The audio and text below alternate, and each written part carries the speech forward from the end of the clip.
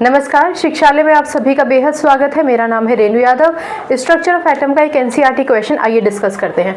कहता है calculate the atomic number of an element whose atomic nucleus, उसके nucleus में मास नंबर 23 है और न्यूट्रॉन टोटल मिला के 12 है।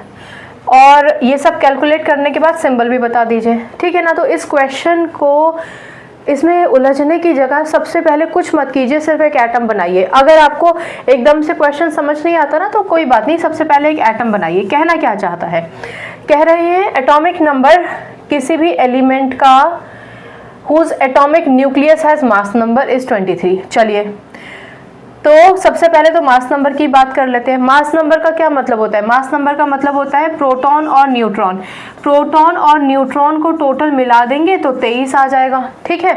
अच्छा, न्यूट्रॉन कितने हैं इसके पास? न्यूट्रॉन है इसके पास 12, ठीक। तो अब देखिए क्वेश्चन, अब आपको ज़्यादा समझ में आएगा। इन्होंने आपको मास नंबर दे रखा है, यानी प्रोटॉन और न्यूट्रॉन का जो टोटल मास होना चाहिए वो होता है 23 दे रखा है, और नंबर ऑफ न्यूट्रॉन अलग से दे रखे हैं। और ये जानना चाहता है कि एटॉमिक नंबर कितना है। किसी भी एटम का एटॉमिक नंबर उसके नंबर ऑफ प्रोटॉन्स के बराबर ही होता है, ठीक। दोबारा से समझिए, 2-3 चीज़ें समझ लीजिए इस क्वेश्चन को सॉल्व करने से पहले। एटॉमिक नंबर क्या होता है? एटॉमिक नंबर कॉरेस्पॉन्ड करता है नंबर ऑफ प्रोटॉन को। किसी भी एटम में कितने नंबर ऑफ प्रोटॉन होंगे उससे हमें ये पता चलता है कि उसका एटॉमिक नंबर क्या है, ठीक। इन्होंने आपसे एटॉमिक नंबर तो पूछा ही है। फिर मास नंबर इन्होंने आपको दे रखा है 23। तो मास नंबर क्या होता है? मास नंबर होता है number of proton plus number of neutron, ठीक। अब आपको पता है, मैंने अभी अभी आपसे कहा कि एटॉमिक नंबर का मतलब होता है number of proton. Mass number उन्होंने दे रखा है 23, यानी टोटल प्रोटॉन और न्यूट्रॉन का जो टोटल है वो 23 है, और उसमें भी उन्होंने अलग से न्यूट्रॉन दे रखा है 12। तो कितना सिंपल है, आप क्या कहेंगे? आप लिखेंगे mass number is equals to atomic number.